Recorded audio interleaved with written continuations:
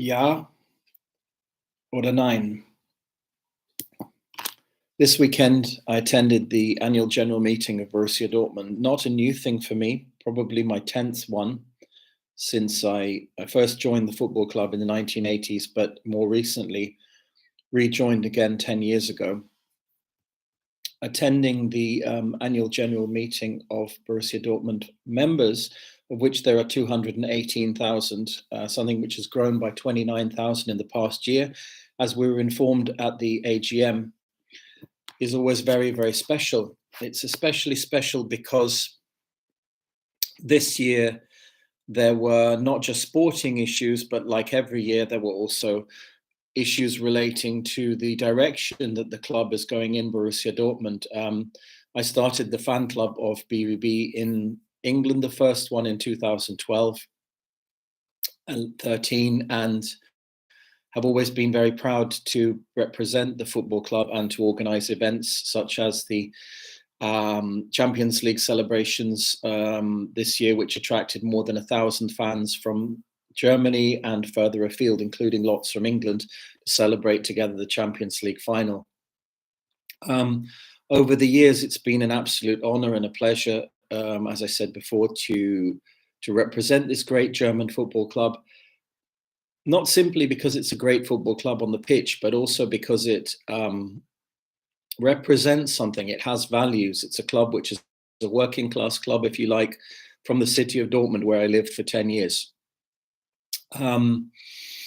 And I can relate to and understand those working class values because I played football myself, because I lived in the working class areas like Dorstfeld and Schwerte and other areas where I lived, and also because I was brought up by a father who had worked in the steel industry, and I know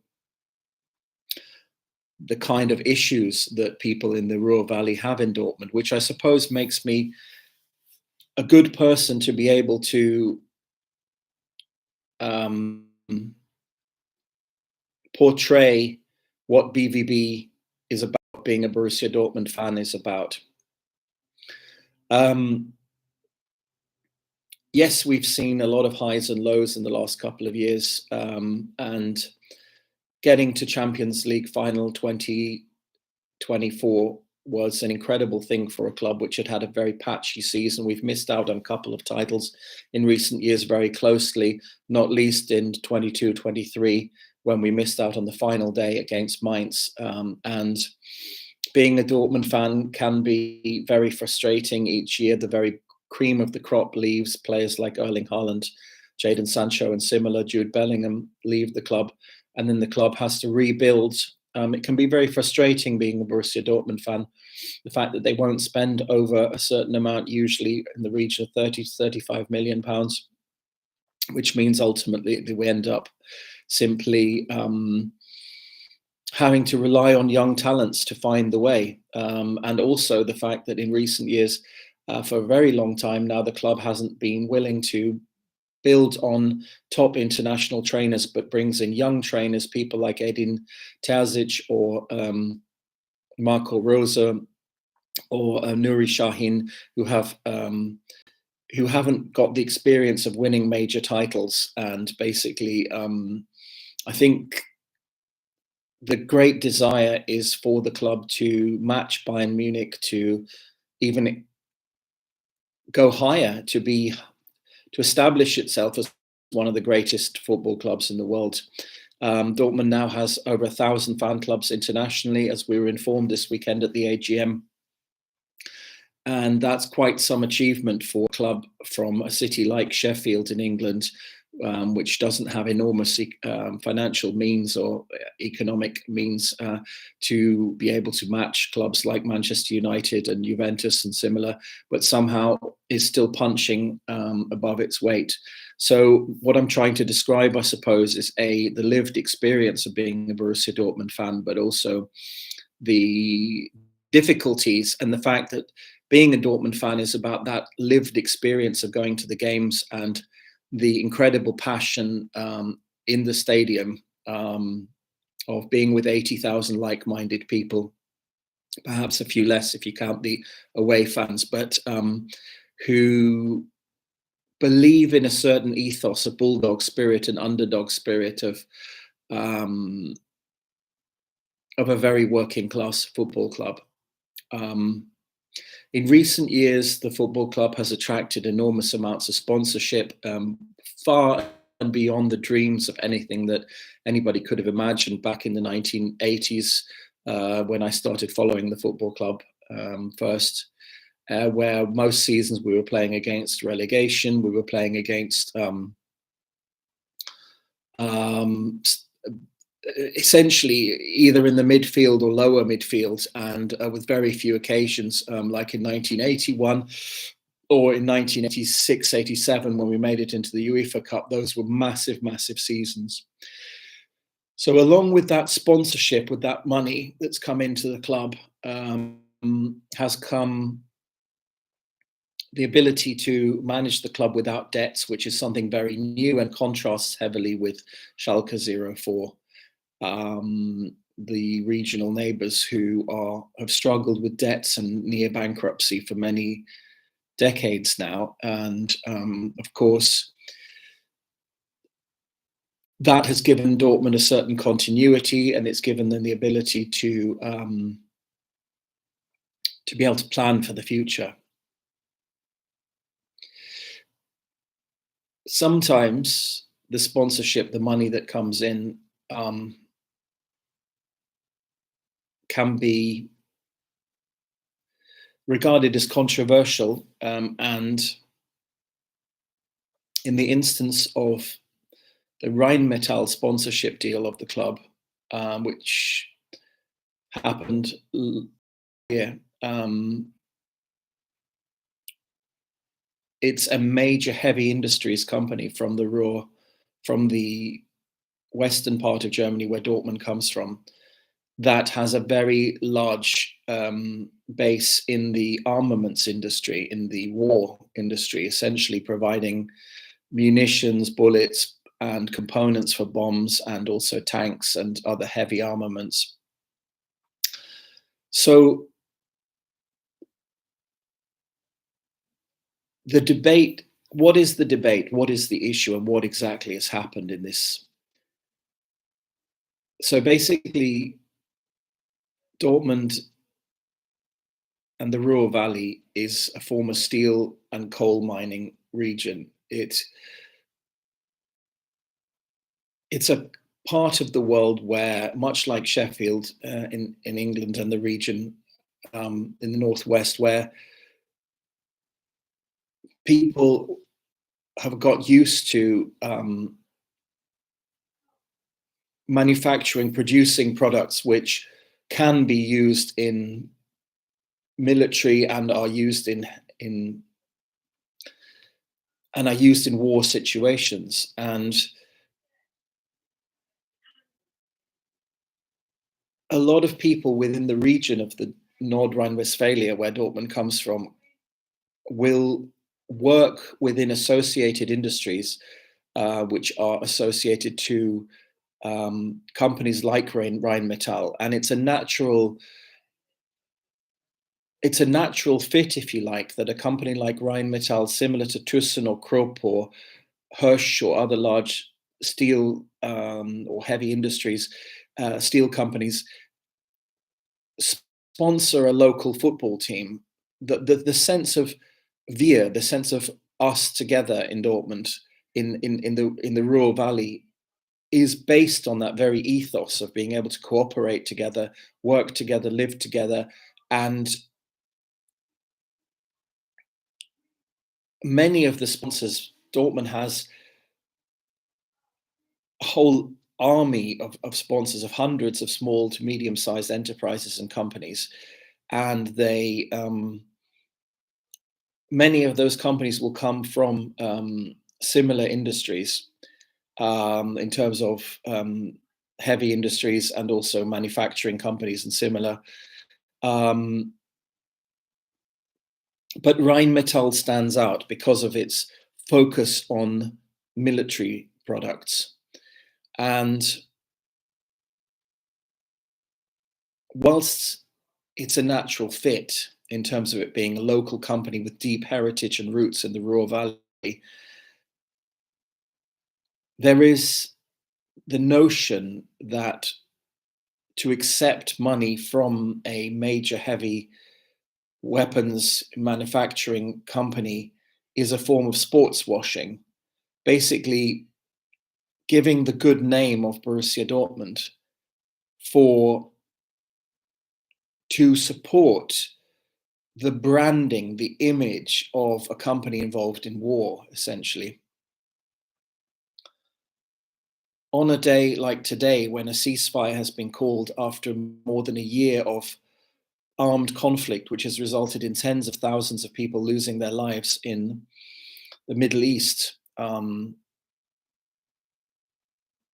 it's particularly poignant that the football club Borussia Dortmund, as a result of the announcement and the ongoing debate that was had at the annual general meeting, the debate that was had at the shareholders meeting, this was Sunday and Monday in the last few days, Hans-Joachim Watzke, the managing director, announces today that the club wants to go out to the 218,000 members and consult them and ask them whether they feel that the values of Borussia Dortmund are aligned with supporting, accepting sponsorship, accepting money from an armaments company. I was one of 10, 15 members who stood up at the annual general meeting to raise concerns about issues. And the major issue that was raised was that accepting money, accepting sponsorship from a weapons manufacturer is not compatible with a football club. It is not compatible with a football club that espouses values of inclusivity, values of understanding, values that are anchored and rooted in the community. And it's a highly divisive thing for the club to do, to accept that money. The trend of sports washing is one that's increasingly on the up. It's fans regard having a World Cup in places where there are limited human rights as a form of sports washing. The 2034 World Cup comes to mind. But it's just one example. And that's to be held in Saudi Arabia. I've lived in the Gulf. I've visited Saudi Arabia. I know that it's unreasonable to say that their lifestyle is entirely incompatible with human rights, but it is reasonable to say that within our understanding in the Western countries of human rights, that they have restrictions which are not compatible with our perspective. So that is an example of sports washing. The sanctity of life, death, war. War may be part of human life going back forever. But a football club is about life. A football club is about community. A football club is about values. It's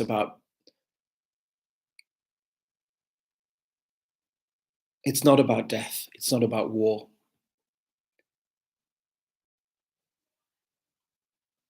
I'm really impressed by the people who stood up and spoke out against it from all different generations, men, women, the clubs.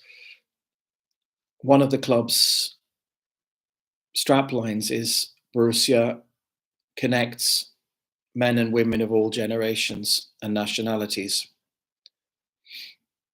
There were people who stood up, from members from Finland, from Iran, myself from the United Kingdom, and other members from Germany, and everyone who stood up and spoke to the board.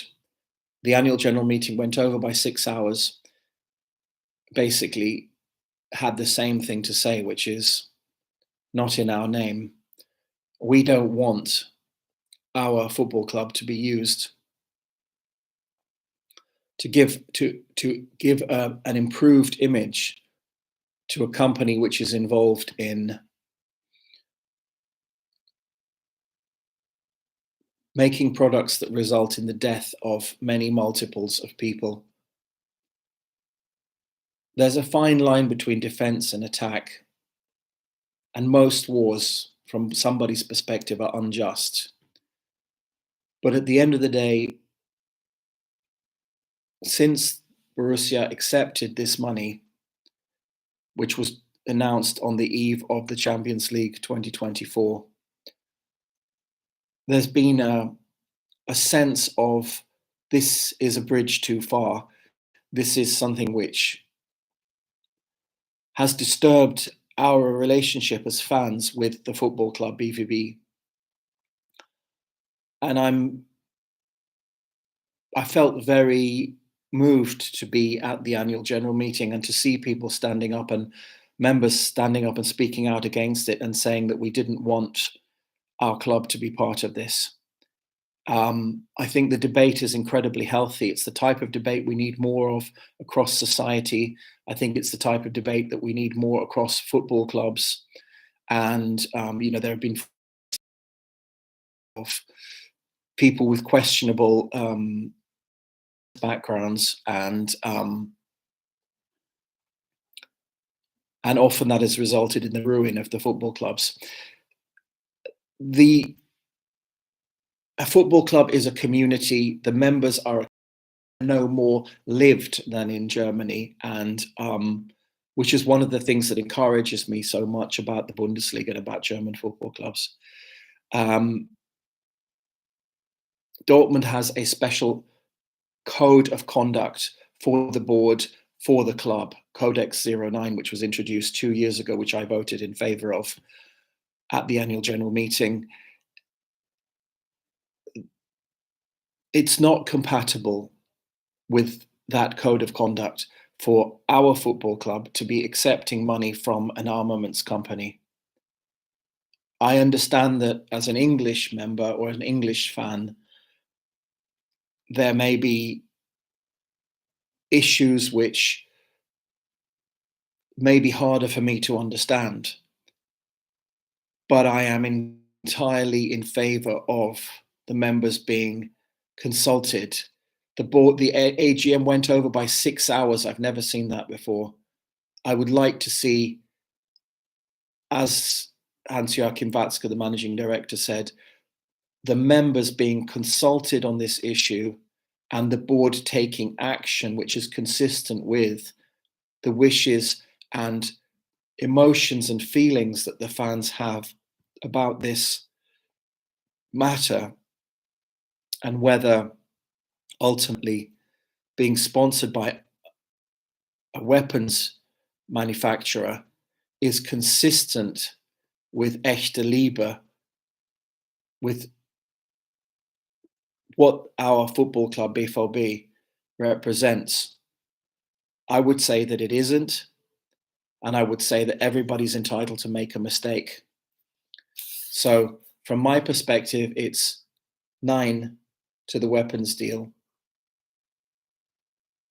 And I hope to see action being taken consistent with our feelings as members of this club.